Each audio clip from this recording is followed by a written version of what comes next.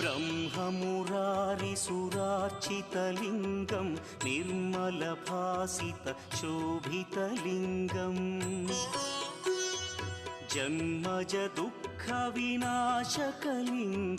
तत्प्रणमामि सदा शिवलिङ्गम् देवमुनिप्रवरार्चितलिङ्गं कामदहन करुणाकरलिङ्गम्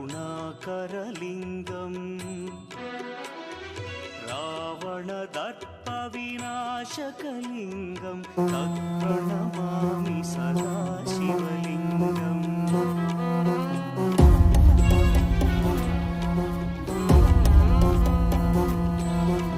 आदि अग्नि अनंत अग्नि पर्वत अग्नि वन अग्नि परिवर्धन कारणलिङ्गं सिद्धसुरासुरवन्द्यं